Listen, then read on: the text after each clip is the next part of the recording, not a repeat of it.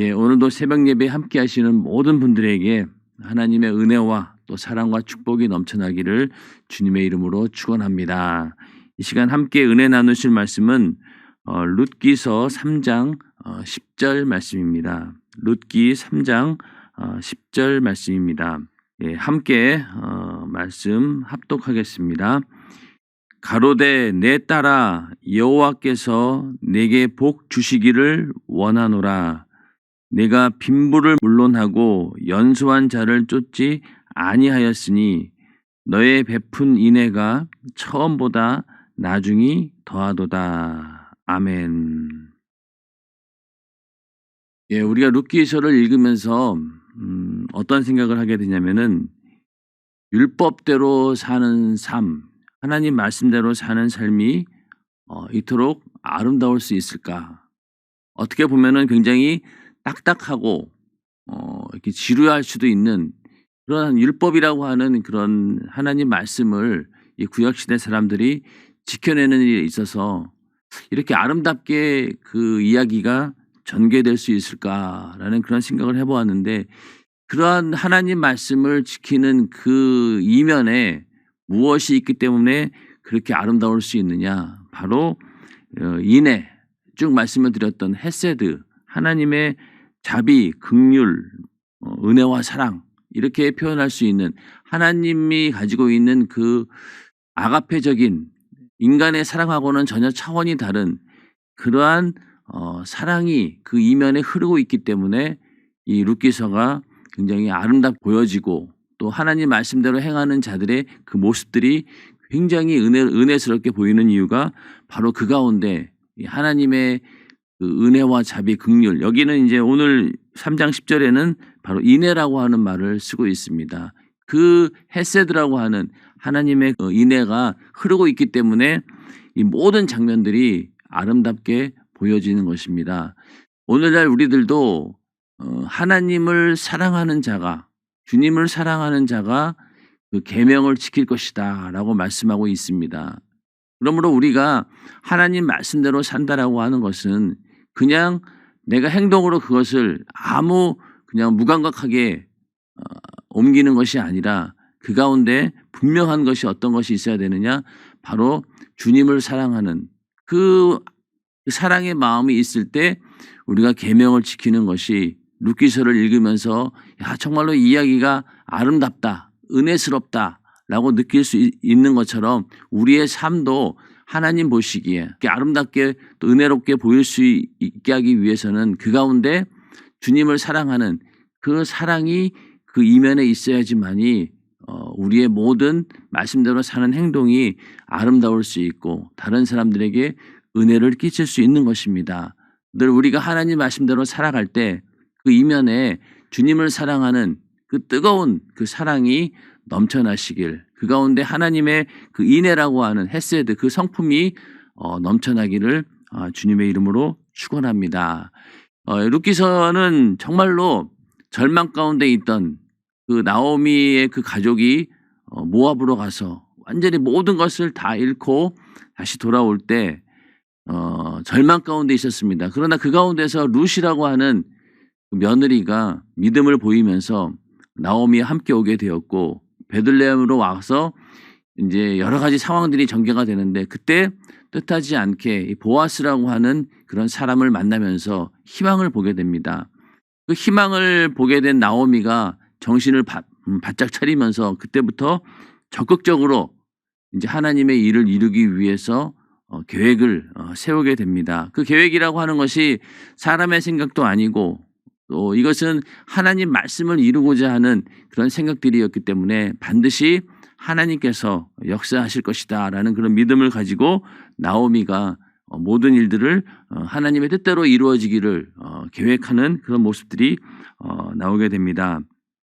그러면서 이제 오늘 그 3장 1절에 보면은요, 3장 1절, 룻의 시모 나오미가 그에게 이르되 내 딸아 내가 너를 위하여 안식할 곳을 구하여 너로 복되게 하여야 하지 않겠느냐. 여기 이제 그 룻에게 안식할 곳을 제공해 주는 것이 시어머니로서 마땅한 도리 아니겠느냐. 이것이 또 하나님이 주시는 그런 복인데, 여기서 안식한다라고 하는 것은 가장 먼저는 지금 이 룻은 이삭 줍기, 그러니까 겨우 먹을 것이 없어서 또 경제적인 능력이 없기 때문에 그냥 이삭을 주어서 하루하루 연명하는 그런 삶인데, 그것은 진정한 안식이 아니다. 네가 편안하게 안정된 그런 가정을 갖게 하는 것. 그래서 그 남편의 보호 아래 살 수 있도록 하는 것이 바로 안식이다라고 생각하고, 그러한 안식처를 만들어 주는 것, 이것이 바로 하나님이 주시는 복이다라고 이 나오미는 얘기하고 있습니다. 오늘날 우리에게 가정이라고 하는 것, 이것이 안식처가 될 수 있는 이유는 무엇일까요? 바로 하나님의 말씀대로 이루어진 가정이기 때문에 그렇습니다. 하나님께서 그렇게 명령하셨고 남녀가 합하여 한 몸이 되어서 가정을 이루라라고 하셨기 때문에 가정이 오늘날 우리 모든 인간들에게 안식처가 되는 것입니다. 또 그것이 파괴되었다라고 하는 것은 바로 우리가 가장 기초적인 그런 삶의 안식처가 파괴되고 있다라고 하는 뜻입니다. 그러므로 우리가 이 가정이 안식처가 된다라고 하는 것은 하나님 말씀이 그 가정을 통해서 이루어졌기 때문에 그것이 안식처가 되는 것입니다. 더 넓게 생각한다라고 하면은 진정한 안식이라고 하는 것은 하나님 말씀이 이루어지는 그런 삶 가운데 들어있을 때 우리는 진정한 안식을 누릴 수 있습니다. 이 땅에서 하나님 말씀대로 살면서 그러한 안식을 누리다가 육신의 때가 다 마감된 후에 그 죽음 이후에 우리는 영원한 안식, 하나님께서 우리와 함께 하시고 또 그 주님의 사랑과 그 은혜와 행복이 넘치는 그 영원한 천국에서 사는 것, 그것이 바로 우리에게 주어진 최종적인 안식입니다. 이 땅에서 우리가 누릴 수 있는 안식은 바로 하나님 말씀이 이루어지는 그 모든 그 상황들이 바로 하나님이 주시는 안식처가 되는 것입니다. 바로 이 나오미는 룻에게 하나님께서 주시는 그런 안식처를 제공하기를 원했던 것이죠. 그것은 바로 기업 물을 자를 만나서 그가 그 집안의 대를 이을 수 있는 그런 여인으로 만드는 것, 그게 바로 하나님께서 주고자 하는 진정한 안식처였습니다. 2절에 가서요. 내가 함께하던 시녀들을 둔 보아스는 우리의 친족이 아니냐. 그가 오늘 밤에 타작 마당에서 보리를 까불리라. 3절입니다. 그런즉 너는 목욕하고 기름을 바르고 의복을 입고 타작 마당에 내려가서 그 사람이 먹고 마시기를 다 하기까지는 그에게 보이지 말고 그가 누울 때에 너는 그 눕는 곳을 알았다가 들어가서 그 발치 이불을 들고 거기 누우라. 그가 너의 할 일을 내게 고하리라. 룻이 시므에게 이르되 어머니의 말씀대로 내가 다 행하리이다 하니라. 자, 여기서 이제 그 보리 타작하는 그 시기였는데, 이제 보리를 타작하는 그때가 이 보아스를 만날 수 있는 절호의 기회다. 그가 기업 물을 자인지 아닌지를 확증할 수 있는 그런 절호의 기회다라고 나오미는 생각하고, 그때 이제 네가 룻이 가서 그 보아스를 만나야 된다라고 하고 있는데, 여기서 이제 그 보리를 타작할 때 이제 보리를 타작할 때 이제 먼저는 그 보리단을 타작 마당에다가 이렇게 펴놓은 다음에 그걸 막 두들겨 가지고 나달이 다 떨어지게 합니다. 그러면은 이제 그 떨어진 그 나달 가운데는 뭐 여러 가지 뭐 지푸라기도 있고 또 뭐 보리 수염도 있고, 그러니까 그런 것들을 바람에 까불리는 작업을 합니다. 그래서 그때는 타작 마당에 떨어진 곡식 나달들을 이렇게 주워 가지고 공중에다 휙 던지면은 그 가운데서 바람이 불어가지고 이렇게 다른 것들은 다 날아가고 이 나달만 마당에 떨어지게 됩니다. 그러면 그걸 다시 주워다가 자루에 담게 되는데, 이 팔레스타인 지역에는 이 바람이 불 때가 언제냐면은 여름에 그 낮에는 불지 않고 밤에 바람이 붑니다. 그러므로 보리 타작을 하기 위해서는 항상 밤에 그 일을 해야 되는 것이죠. 그러다 보니 그 보리 타작을 하는 사람들은 밤에 그 일을 다 하면서 어떤 경우에는 밤늦게까지 그 일을 하고 그냥 그 타작마당 곡식 더미 곁에서 그대로 자는 것이 그때 하는 일이었습니다. 그러니까 그 보리 타작하는 일들이 밤에 다 이루어지기 때문에 바람이 그때 불어서 그래 밤에 전부 다 그 일을 마치고 뭐 집에 돌아가지 않고 그 보리 타작 마당 그쪽 거기에 더미에 그냥 자는 그런 경우가 있었기 때문에 그거를 나오미는 알고 보아스도 분명히 타작 마당 거기에서 잠을 자게 될 것이다. 너는 거기 가서 보아스를 만나야 된다. 이렇게 얘기를 하고 있습니다. 그래서 그 모든 일들을 듣고 이제 룻은 그대로 어머니의 말씀대로 내가 다 행하리이다. 이렇게 고백하고 있습니다. 이걸 이제 인간적인 그런 시각에서 보면은 어떻게 보면은 굉장히 룻이라는 여인이 부도덕할 수 있다. 이게 괜히 마치 뭐 보아스를 뭐 유혹하려고 하는 것은 아닌가 이렇게 볼 수도 있겠지만은 지금 이 룻이 처한 상황은 남편도 잃고 더 이상 기업 물을 자가 그 형제들 가운데는 없었기 때문에 그 친족 가운데서 구해야 되는 그런 상황입니다. 그리고 그 당시 때 율법이 이렇게 그 기업 물으는 일에 대해서 그것이 부끄러운 일이 아니라 너무나 당연한 일이고 또 당당히 요구할 수 있는 일이고 또 더 나아가서는 하나님께서 명령하신 일이기 때문에 만약 그 형제들 가운데서 먼저 형제가 죽어서 그 자녀가 없으면은 그 여자는 딴 데 시집가지 말고 형제들 중에 그 형제들 중에 하나와 그 결혼을 해서 자녀를 생산하고 그렇게 해서 그 기업을 이어가게 이스라엘의 기업을 끊어지지 않도록 하는 것이 율법의 의무였기 때문에 룻이 이렇게 하는 행동에 대해서는 어느 누구도 부도덕하다라고 할 수 없습니다. 그러나 문제가 되는 것은 무엇이냐면은 이 당시 때가 어떤 시대라고 했습니까? 사사 시대는 사람들이 하나님 말씀을 따르지 않고 자기 임의대로 함부로 행동하는 그런 시대였기 때문에 아무리 룻이 선한 의도를 가지고 나오미가 선한 의도를 가지고 이런 일을 계획한다 할지라도 그 일을 이루는 만약에 보아스라고 하는 사람이 하나님 말씀대로 살려고 하는 자가 아니라 그냥 함부로 하나님 말씀과 상관없이 사는 자였다라고 하면은 어떤 일이 벌어지겠습니까? 먼저 아마 이런 일이 있을 때 그 보아스가 룻을 그냥 강제로 범하고 그녀에게 상처만 줄 수도 있습니다. 왜? 보아스는 그 지역의 유지였고 영향력이 있는 그런 사람이었기 때문에 뭐 이방에서 온 그런 과부 그 여자를 함부로 대한다라고 해서 뭐 누가 뭐라 그럴 것도 없고 오히려 피해보는 사람은 룻이고 상처받는 사람은 룻입니다. 그런 상황이 이루어질 수 있었고 또 하나는 룻의 하나님의 그 기업 물으겠다라고 하는 말씀을 이루고자 하는 그런 선한 의도를 오해해가지고 룻을 굉장히 음란한 여자로 여기면서 그렇게 대할 수도 있는 거죠. 룻을 피하면서 아유 저 음란하고 부도덕한 여자 같으니라고 이러면서 많은 사람들이 그 얘기를 해버려서 룻이 아주 굉장히 곤란한 처지에 처할 수도 있는 그런 상황입니다. 보아스가 그렇게 할 수 있다는 거죠. 그러나 다행히 보아스는 그런 사람이 아니었다라고 하는 것이 참 하나님의 은혜고 하나님 말씀 없이 함부로 살아가는 그런 시대에 보아스와 같은 사람을 만났다라고 하는 것 그것이 굉장히 이 룻에게는 은혜가 되는 것이죠. 만약에 그렇지 않았다라고 하면은 상황은 완전히 달라졌을 것입니다. 7절에 가서요. 이제 이렇게 룻이 어머니가 말씀대로 그대로 이제 명령에 순종을 합니다. 7절에 가서 보아스가 먹고 마시고 마음이 즐거워서 가서 노젓가리 곁에 눕는지라 룻이 가만히 가서 그 발치 이불을 들고 거기 누웠더라.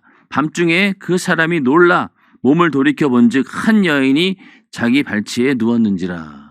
자, 아까 말씀드린 것처럼 이런 상황 가운데서 남자라면은 그 여자를 보고 음욕을 품고 그냥 그 룻을 범하고 그렇게 끝날 수도 있는 상황이라는 거죠.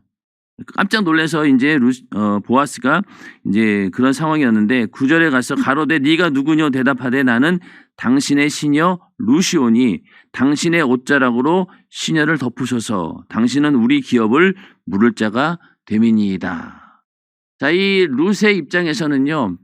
그 모든 것을 다 걸고 인생의 모든 것을 다 걸고 이 자리에 온 겁니다. 여자로서 이런 일을 결단할 수 있다라는 것이 결코 쉬운 일은 아니죠.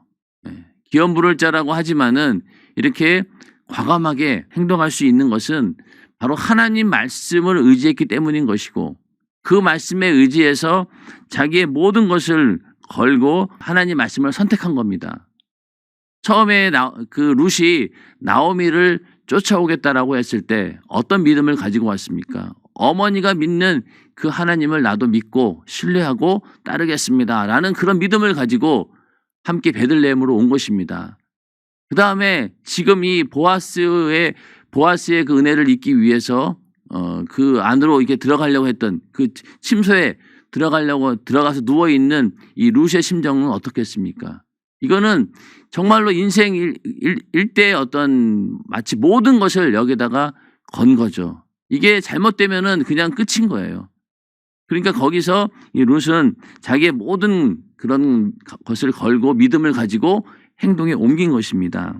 그래서 그 당신의 옷자락으로 시녀를 덮으셔서, 이 얘기는 2장 12절에 보면은 그 하나님의 그 날개, 여호와의 날개 아래, 그 보호 아래 오는 자를 누가 막을 수 있겠느냐라고 보아스가 얘기했던 것처럼, 이제는 이 룻이 처음에는 그 하나님의 그 보호 아래 들어왔지만은 그 하나님의 보호가 뭘 통해서 이루어지느냐, 바로 보아스를 통해서 하나님의 아래 보호받는다라고 하는 그 일이 이루어지고 있음을 보여주고 있는 것입니다. 하나님의 적극적인 보호와 그 위로하시는 그 은혜, 그것이 바로 이 옷자락으로 표현하고 있는 것이죠. 그 옷자락 안으로 이제 들어가게 되는 거죠. 그러니까 보아스를 통해서 하나님의 그 은혜와 사랑을 만나게 되는 그런 룻. 그러니까 결국은 이 보아스를 통해서 하나님이 주시는 그 은혜와 사랑 속으로 들어가고 있는 룻을 우리는 보게 되는 것입니다. 10절에 가서 가로되 내 딸아 여호와께서 내게 복 주시기를 원하노라. 네가 빈부를 물론하고 연소한 자를 쫓지 아니하였으니 너의 베푼 인애가 처음보다 나중이 더하도다. 자, 여기서 다행히도 이제 보아스가 이 모든 상황을 알고 이미 알고 있었다는 듯이, 아마 그 보아스는 충분히 이러한 상황을 예상했을 것입니다. 율법에 대해서 잘 알고 있는 자였고, 지금까지 그 룻을 대하는 그 모든 태도나 이런 것들을 봤을 때 신실하게 하나님을 믿고 하나님 말씀대로 살고자 하는 그런 자였기 때문에 이런 대답을 이미 준비하고 있었을 거예요. 이런 상황도 예견하고 있었고, 그래서 내게 복 주기를 원하노라. 그러면서 네가 빈부를 물론하고 연소한 자를 쫓지 아니하였으니, 이게 만약에 이 그 룻 입장에서 베들레헴까지 오긴 왔지만은 여기 와서 더 좋은 남자를 만날 수도 있지 않겠습니까? 보니까 여기 보아스는 나이가 굉장히 많은 사람 같아요. 예. 그리고 룻은 거기에 비해서 나이가 굉장히 어리고, 그러므로 이 룻 입장에서는 더 연소한 자, 자기 나이에 맞는 그런 남편을 만날 수도 있지 않겠느냐는 거죠. 그리고 그 당시 때 이 룻이 굉장히 평판이 좋았기 때문에 충분히 다른 남자를 만나서 행복하게 살 수도 있었다. 그러면서 이제 보아스는 네가 그럼에도 불구하고 이렇게 하나님의 말씀, 그 기업을 이어가려고 하는 그 믿음이 너무나 감동적이다. 그러면서 너의 베푼 인애가 처음보다 나중이 더하도다. 여기는 뭐 여러 가지 의미가 있겠지만은 그 처음 베푼 인애라고 하는 것이 어떤 것이겠어요? 바로 룻이 그 시어머니를 쫓아서 이 베들레헴으로 온 것이 룻이 베푼 큰 인애입니다. 그가 인간적으로 할 수 없는, 정말 하나님이 주시는 그 믿음 가운데 할 수 있었던 그런 인애가 바로 시어머니를 쫓아서 베들레헴으로 온 것이죠. 그리고 거기 와서도 끝까지 시어머니와 함께 어떻게든 살아보려고 했고, 그런 가운데서 이제 더 큰 인애가 어떤 거냐, 바로 그 기업 무르기 위해서 보아스에게 온 그 자체가 바로 처음보다 더 큰 인애였다. 그렇게 보아스는 보고 얘기해 주는 것이죠. 그러니까 이 보아스 입장에서는 이렇게 기업을 무르기 위해서 이 어린 여자가 이렇게 행동하는 것이 너무나 어떻게 보면은 이게 참 인간으로 할 수 없는 그런 일이고, 하나님의 그 인애의 그 성품이 있었기 때문에 가능한 것이다라고 말씀하고 있는 것입니다. 그래서 우리가 하나님 말씀대로 산다라고 할 때는 결국은 우리의 성품을 초월합니다.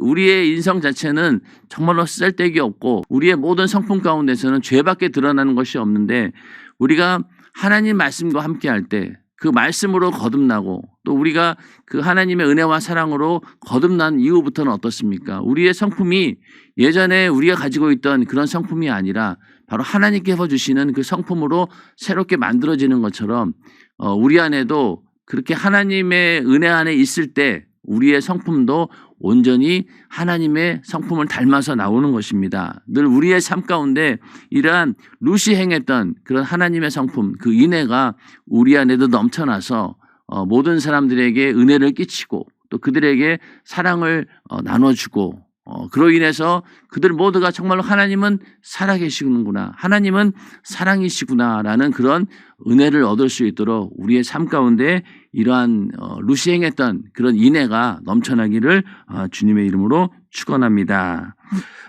그러면서 이렇게 보아스가 이제 일단은 룻을 이제 안정을 시킵니다. 그러면서 내 딸아 11절 내 딸아 두려워 말라 내가 내 말대로 내게 다 행하리라. 네가 현숙한 여자인 줄 나의 성읍 백성이 다 아느니라. 자, 여기서 이제는 모든 일들이 이 한마디로 그냥 안심이 되는 겁니다. 이제 그대로 하겠다는 거죠. 기업 무르는 그 일을 내가 하겠다. 그리고 내가 너를 절대로 부도덕하거나 음란한 여자로 보지 않고 네가 지금 하고 있는 이 행동은 그냥 하나님 말씀을 이루려고 하는 건 내가 이해한다. 그리고 거기에 대해서 내가 순종하겠다. 이렇게 얘기를 합니다. 그러니 이제 룻 입장에서는 드디어 됐구나. 이제 여기까지 온 거죠. 그런데 이제 거기서 하나 문제가 생깁니다. 12절 참으로 나는 내 기업을 물을 자나 물을 자가 나보다 더 가까운 친족이 있으니 이 밤에 여기서 물으리라. 아침에 그가 기업 물을 자의 책임을 네게 이행하려 하면 좋으니 그가 그 기업 물을 자의 책임을 행할 것이니라. 만일 그가 기업 물을 자의 책임을 네게 이행코자 아니하면 여호와의 사심으로 맹세하노니 내가 기업 물을 자의 책임을 네게 행하리라. 아침까지 누울지니라. 자, 여기서 문제가 어떤 거였냐면은 보아스가 그 기업 물을 친족이면은 분명하지만은 그 보아스보다도 더 앞선 그런 친족이 있다는 거예요. 이 기업 무르는 순서들이 있는데 그 순서에 보아스보다 앞에 있는 사람이 있다는 거죠. 그 사람에게 의견을 물어보고 그가 기업 물을 의사가 있으면은 그 사람에게 기업 물을 수 있도록 보아스는 양보를 해야 되는 그런 상황입니다. 그러니 보아스가 얼마나 조심스럽게 룻을 대하고 있는지 알 수 있죠. 만약에 여기서 그 룻이 보아스와 하룻밤을 같이 있었다라고 그냥 아무 일도 없었지만은 그 장소에 있었다라고 하는 것만 소문이 나도 다른 기업 물을 자가 그 이야기를 듣고 안 할 수도 있잖아요. 그만큼 룻을 보호해 준 겁니다. 그래서 빨리 여기서 나가라고 이제 얘기하는데 언제 나가야 되냐면 이제 아무도 보지 않을 때 빨리 이곳을 나가야 된다. 그래서 14절에 가면은 룻이 새벽까지 그 발치에 누웠다가 사람이 피차 알아보기 어려울 때 일어났으니 보아스의 말에 여인이 타작마당에 들어온 것을 사람이 알지 못하여 할 것이라 하였습니다. 그만큼 이 보아스는 룻을 배려하고 있습니다. 처음부터 끝까지 보아스 행동을 쭉 보면은 굉장히 세심하게 그 룻을 배려하는 그런 모습들이 계속 나오지 않습니까? 이것은 바로 그 한 영혼을 향한 그 뜨거운 사랑이고 또 하나님 말씀을 이루는 데 있어서 전혀 흠이 없도록 치밀하게 행동하는 그런 보아스의 모습을 우리는 볼 수 있습니다. 여기서 만약에 조금 행동을 잘못했다라고 하면은 모든 일들이 어그러지고 맙니다. 그러나 보아스는 그런 것을 알았기 때문에 이렇게 룻을 섬세하게 배려하면서 그가 여인으로서 흠이 없도록 또 자기가 기업 물을 자가 1차가 아니기 때문에 그 다른 기업 물을 자가 하는 데서 흠이 없도록 만들기 위해서 이렇게 행동하고 있는 것이죠. 15절에 가서 보아스가 가로되 내 겉옷을 가져다가 펴서 잡으라. 펴서 잡으니 보리를 6번 대어 룻에게 이어주고 성으로 들어가니라. 거기다가 또 그 곡식까지 챙겨줍니다. 이거는 나오미를 위한 그런 행동이기도 하겠죠. 그러면서 안심을 시켜주고 내가 반드시 기업 물을 자가 되겠다. 그러니까 하여튼 일을 처리할 테니까 걱정하지 말아라 라고 돌아가라고 하면서 이렇게 양식까지 챙겨주는 그런 모습을 보여주고 있습니다.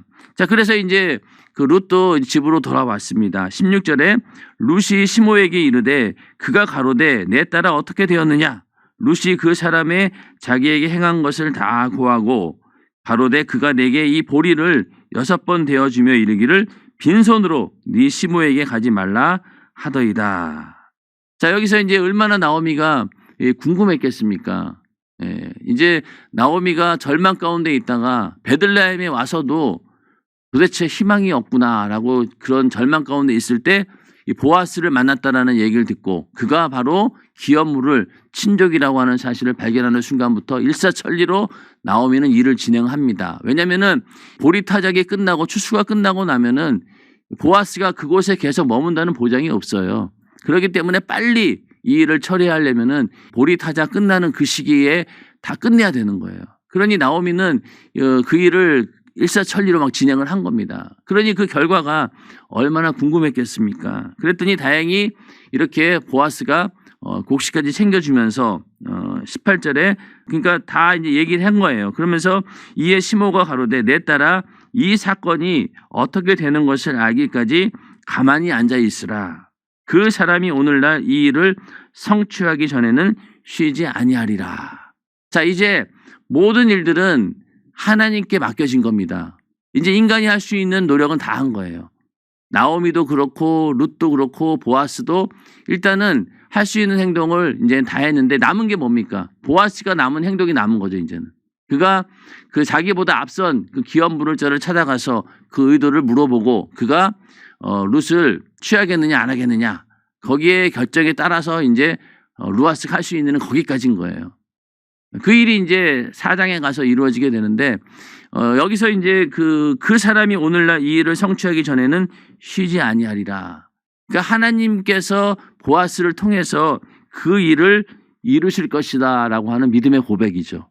나오미는 이제 하나님께서 보아스를 통해서 분명히 이 일을 이루실 것이다.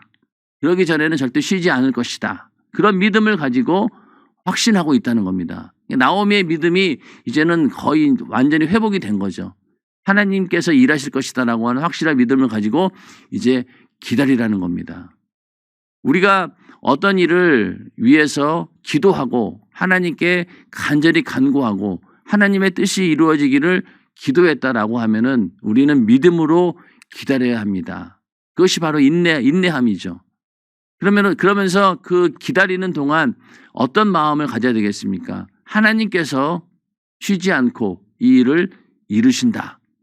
하나님께서 성실히 이루신다라고 하는 그런 믿음을 가지고 우리는 그 일이 이루어지기를 간절히 기도해야 될 것입니다. 기도하고 나서 절망하고 과연 하나님이 이 일을 이룰까라고 자꾸만 그런 마음을 번복하게 되면은 절대로 하나님께서는 그 가운데 역사하지 않습니다. 하나님께 맡기고 하나님께서 그 일을 성취하기 전에는 쉬지 아니하시리라라고 하는 그런 믿음을 가지고 우리는 기도해야 되고 그럴 때 시간이 좀 걸리더라도 기도의 응답이 반드시 이루어질 때 그때까지 우리는 인내함으로 기다려야 되는 것이죠.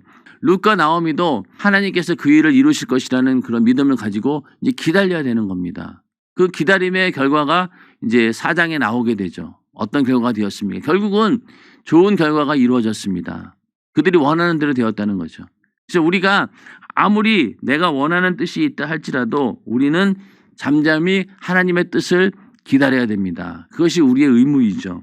그래서 고린도전서 2장 9절에 보면은요. 하나님이 자기를 사랑하는 자들을 위하여 예비하신 모든 것은 눈으로 보지 못하고 귀로도 듣지 못하고 사람의 마음으로 생각지 못하였다 함과 같으니라. 자, 우리는 이렇게 어떤 일들을 계획하고 또 그 일을 이루어지기를 간절히 바라지만은 하나님께서 하시는 일들을 우리는 알지는 못합니다. 어떻게 그 일이 언제 이루어질지도 모를 때도 있고 어떤 방법으로 이룰지 우리는 아무도 모르죠. 이 나오미와 룻의 이런 인생이 이렇게 역전될 수 있다라고 생각이나 했겠습니까? 보아스를 만나리라고 아무도 예측 못했고 또 이렇게 일이 술술 풀리리라고는 아무도 생각하지 못했을 것입니다. 그러나 하나님의 계획은 인간의 계획보다 다르고 우리 생각과는 다르기 때문에 이러한 일들이 생겨나게 된 것이죠. 그러므로 우리도 내가 기도할 때 나는 이렇게 생각을 놓고 이렇게 이루어질 것을 계획했지만은 하나님이 하시는 일은 다른 방법으로 이루어질 수도 있다라고 하는 것이죠. 우리가 간구하는 그 내용하고 하나님께서 원하시는 내용이 다르다는 겁니다. 또 그 일을 이루어가는 방법도 다르다는 얘기죠. 우리는 이것이 긴급하고 정말로 절대적으로 필요하다라고 간절히